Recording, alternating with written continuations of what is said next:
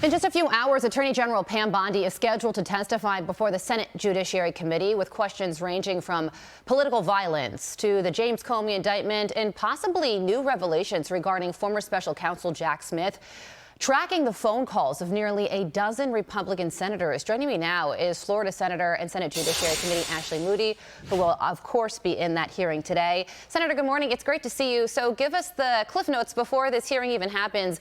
What do you think the most important revelations will be to come out of this? Good morning. And yeah, this is going to be an incredibly important hearing.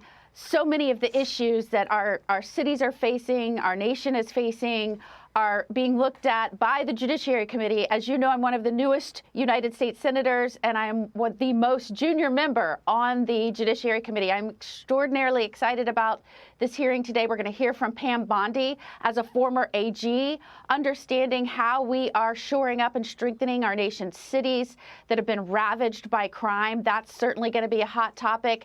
And let's not forget, just last night, FBI revealed that under the last administration, they were surveilling 9 GOP senators' telephones, the calls that they were making, to whom they were speaking, where they were when they were making these phone calls. I think that shocked those of us on the Hill. We cannot believe that this has been uncovered. We are grateful for the FBI for digging in and giving us these documents. I got to give it to Chuck Grassley. That guy does not let up. He is so tenacious in uncovering some of the things, the shenanigans, and really the duplicity that was going on under the last administration. So I think you're going to see a lot of senators focusing on that today.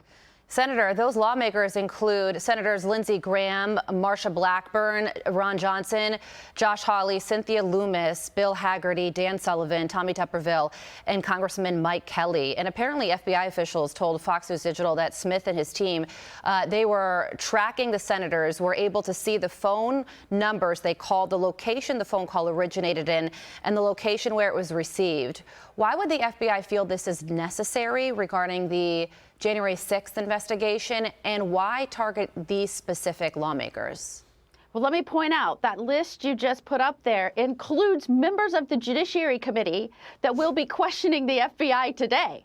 So, you know, you read the Lindsey Graham, Josh Hawley. I mean, those are just 2 of those that are on the Judiciary Committee that will be questioning Pam Bondi today. I can tell you, as a former Attorney General, as a former federal prosecutor before I was an Attorney General, when you get a grand jury subpoenas that go out, you are saying that the information you're seeking is relating to an ongoing criminal investigation and inquiry. So it is shocking to me that these were sought, and even more shocking that the Hill and those on the Hill that are charged with oversight of these agencies are just being informed that this went out. And thanks to a concerned person, I think a whistleblower that brought this forward. And really quickly, Senator, because I want to squeeze one in on the government shutdown now entering its 7th day. But yesterday, President Trump did signal a bit of a willingness to work with Democrats when it comes to health care.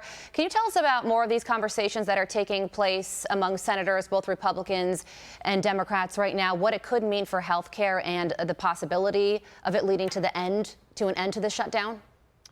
Well, President Trump has always been willing to engage with any lawmaker on good policy.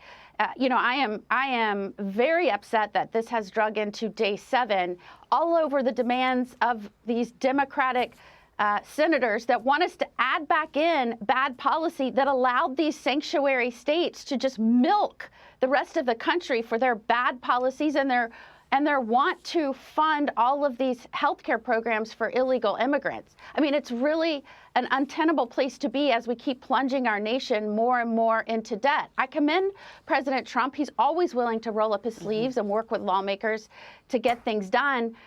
But we need to get this government back open. We need them to come to the table and fund the government so we can have these discussions. And I fully expect you'll see more votes on opening the government moving forward very quickly. All right, day 7. Let's hope it doesn't reach day 8. We're going to be following all the twists and turns as it all unfolds. Senator Ashley Moody, great state of Florida. We appreciate you joining us as always. All right.